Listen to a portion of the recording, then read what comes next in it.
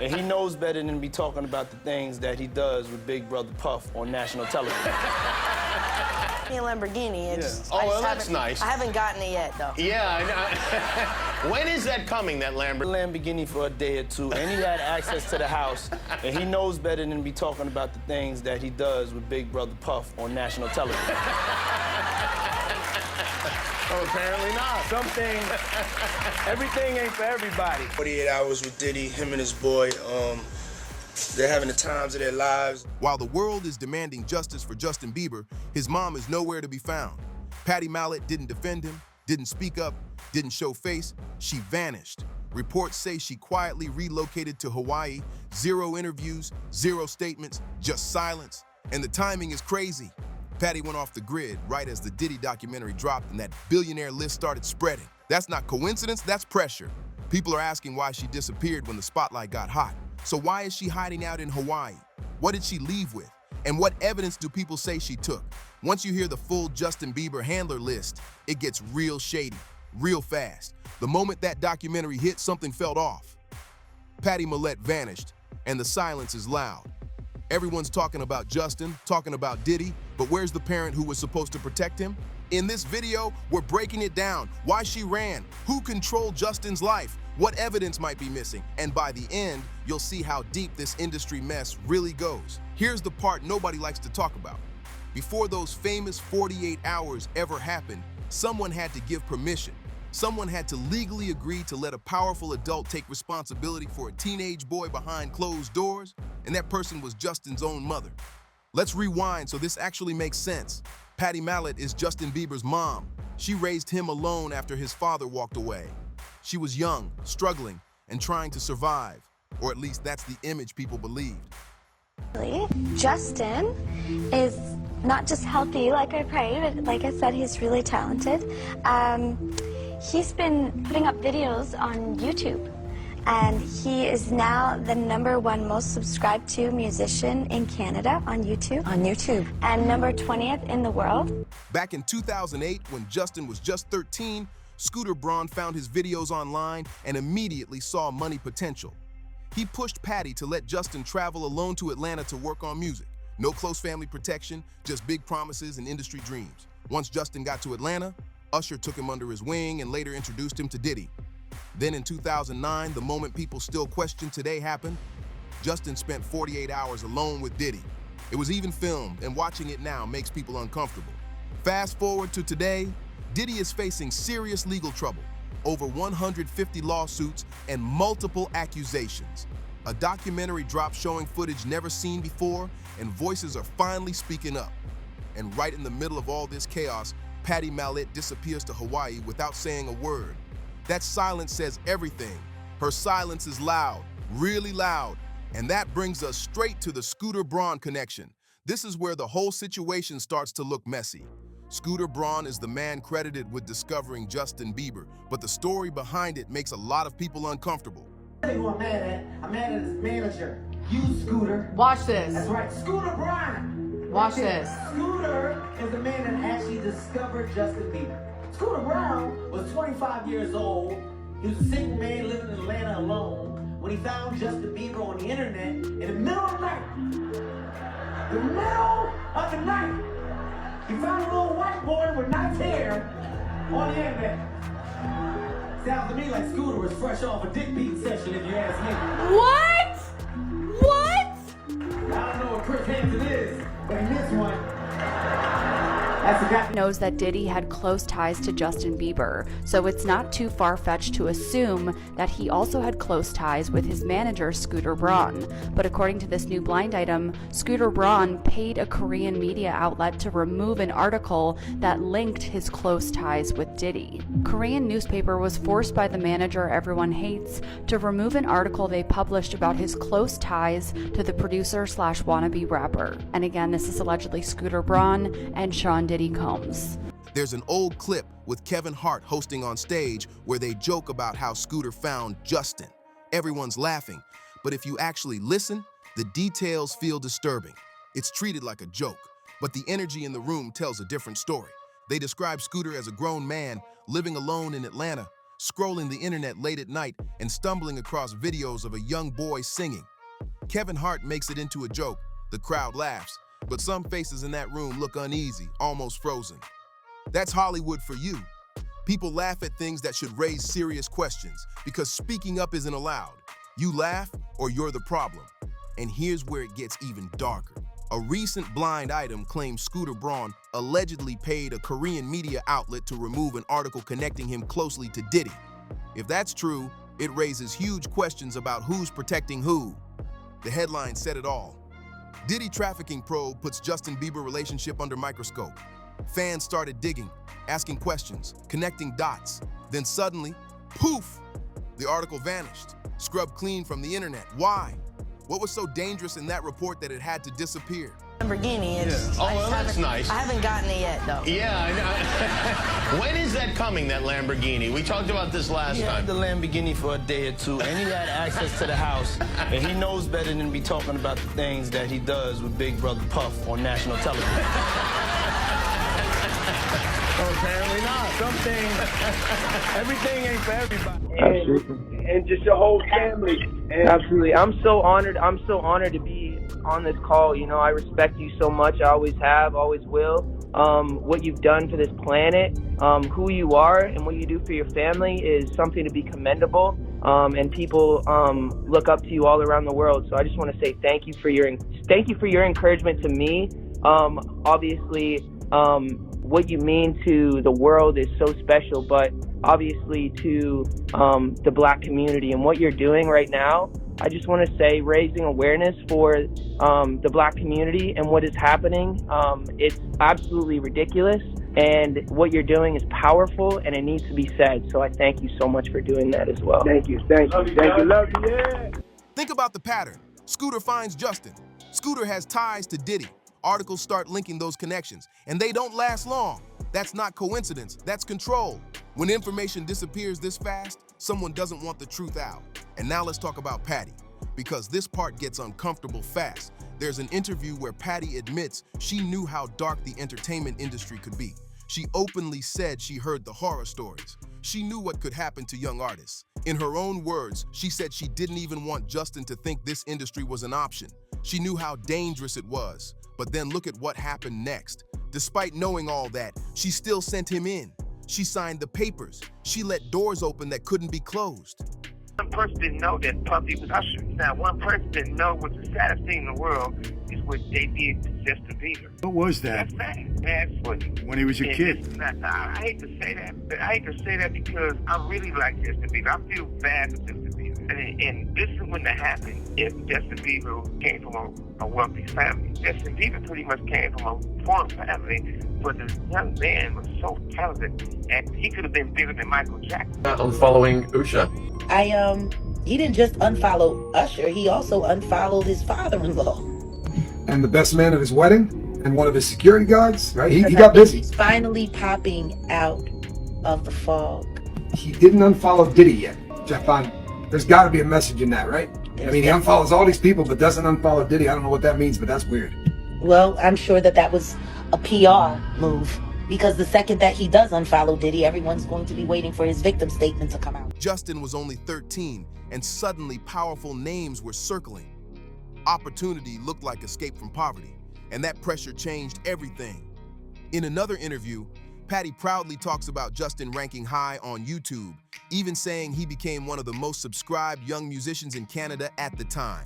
She brags about him posting videos nonstop, labels calling, and plans to move to the US within a week. She calls it a huge step and talks about his future like it's already locked in. But listen closely to her tone. There's no worry, no pause, no fear, just excitement. Her 13-year-old son is about to be pushed into an industry she already admitted was filled with horror stories, and she's treating it like he hit the jackpot.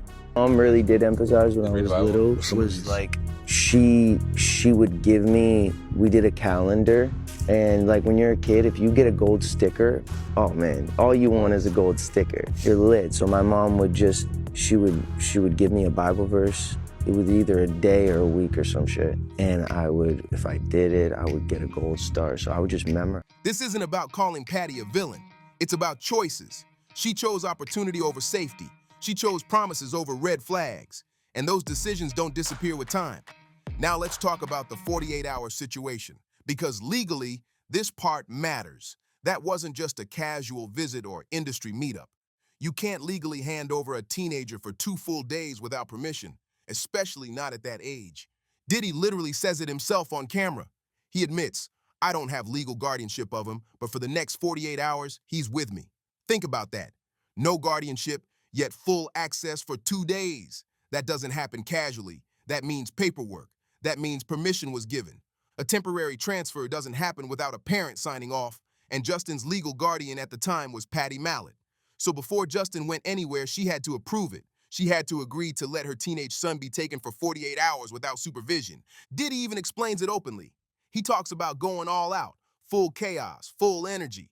Justin, still just a kid, talks about hanging out, and Diddy encourages it. Then comes the moment that makes people uneasy. Diddy says the details can't be shared. He admits they can't disclose where they're going or what they're doing, calling it a 15-year-old's dream. Why can't it be disclosed? Why the secrecy?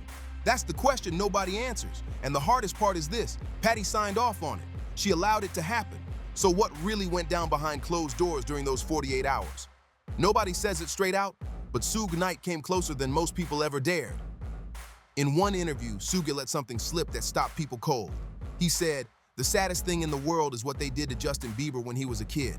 I hate to say it because I like Justin Bieber. I feel bad for him." That alone raised eyebrows. Then Suge added something that hit even harder. He said this wouldn't have happened if Justin came from a wealthy family. He pointed out that Justin grew up with less money, had insane talent, and could have reached legendary levels. But instead, he says harmful influences and bad decisions were allowed around him while he was still young, and that wasn't healthy. Suge kept going, saying grown men would take Justin on trips when he was young, posting pictures online with no one else around. Just one powerful adult and a kid on what he called romantic vacations. No women, no group, just that setup. Let that sink in. He also said people already knew what happened to Usher and claimed the same pattern repeated. He described moments that looked less like friendship and more like someone who had been through something heavy. Whether people want to hear it or not, Suge made it clear. This wasn't random, and too many people looked the other way. Then Suge drops the most important point of all. He says everybody in the streets already knows what's been going on. People know who's pretending and who isn't. According to him, this didn't start with Usher, Justin, or Diddy.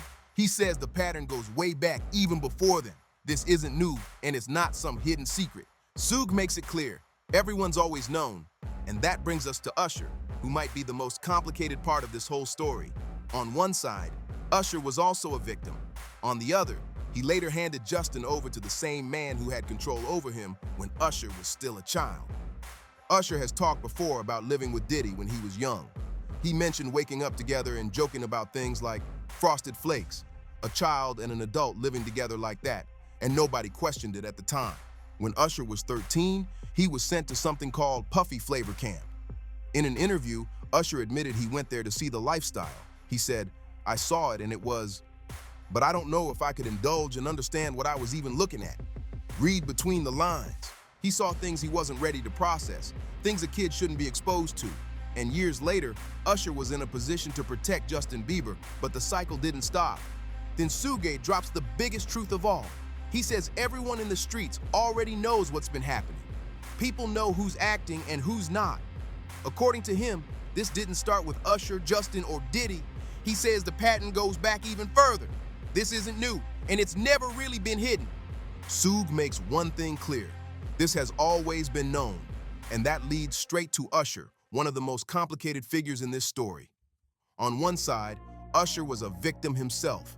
On the other, he later handed Justin to the same powerful figure who had control over him when he was still a kid. Usher has openly talked about living with Diddy when he was young. He mentioned waking up together and joking about cereal like Frosted Flakes. A child and an adult sharing that kind of space, and nobody questioned it back then. When Usher was 13, he went to something called Puffy Flavor Camp. In an interview, he admitted he went to see the lifestyle. He said, "I saw it and it was, but I didn't even understand what I was looking at." Read between the lines.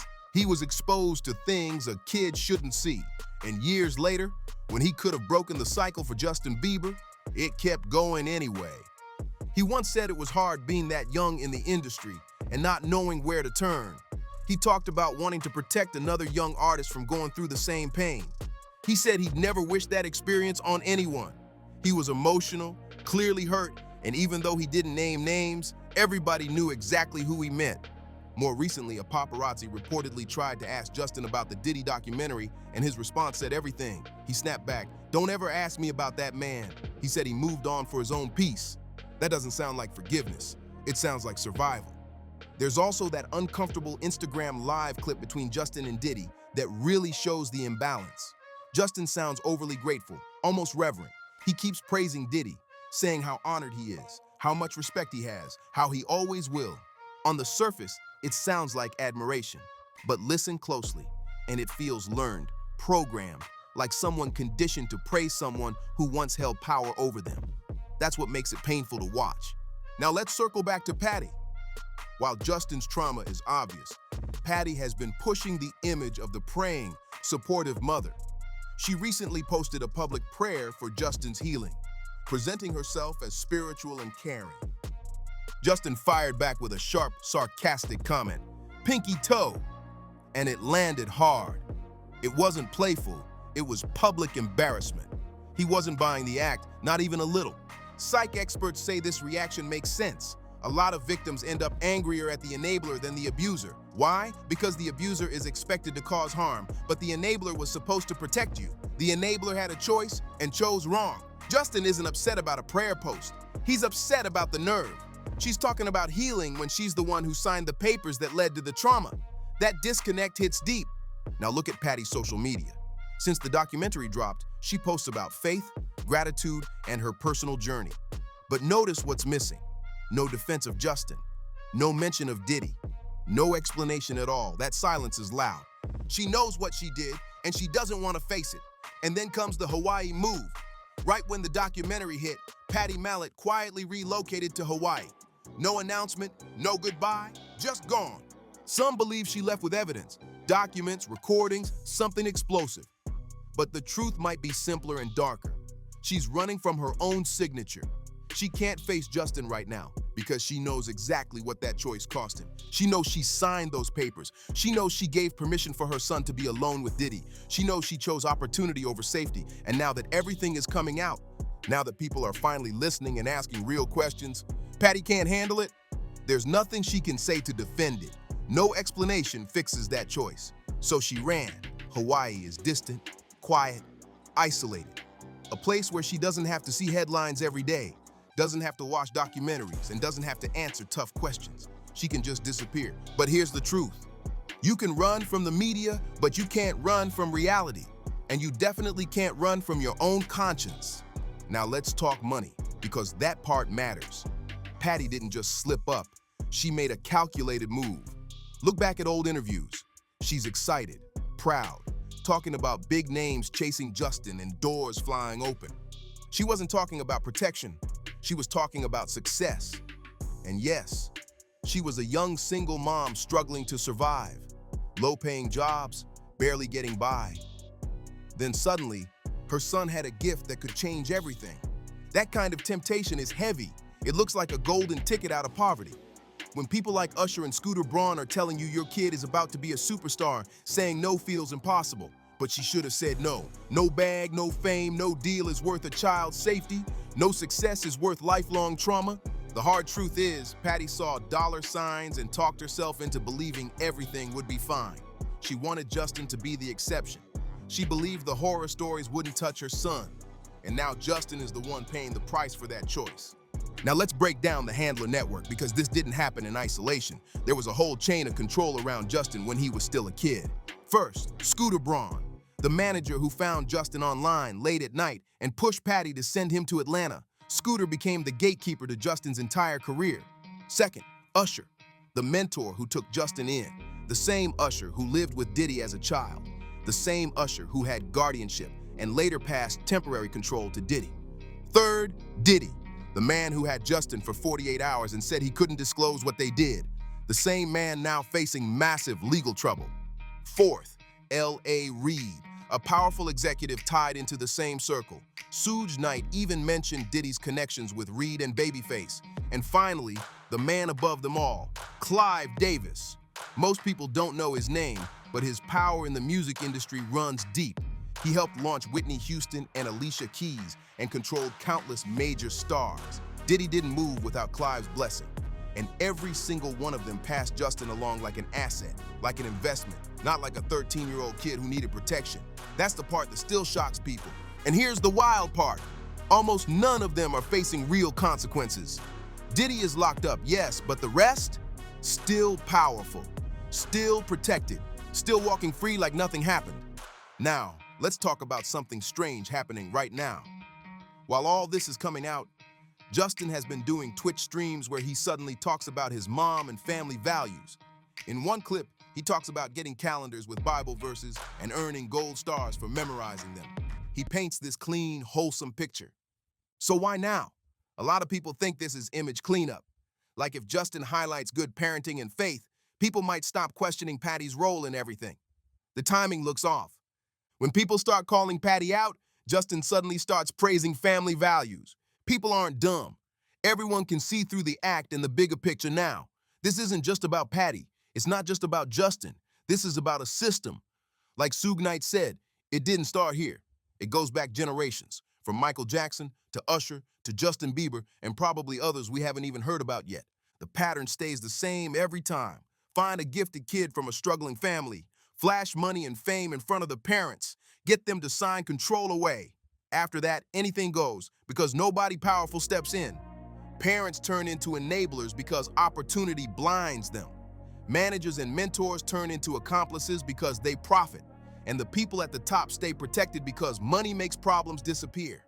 Until that system is exposed and broken, nothing changes. More kids get hurt. More parents make the same choice Pattie did. More victims spend their lives trying to heal from something that never should have happened. So let's be clear. Pattie Mallette didn't escape to Hawaii to avoid the media. She escaped to avoid the truth that she signed papers allowing her teenage son to spend 48 hours alone with a powerful adult now sitting in prison for trafficking. Now I want to hear from you. Do you think Pattie knew what could happen? Or was she a desperate mother who made a terrible mistake? Drop your thoughts in the comments. Should parents who enable situations like this face consequences? This story isn't over. More victims are speaking up. More lawsuits are coming. Justice might finally be knocking. Make sure to like this video, subscribe for more deep dives, and leave a comment below.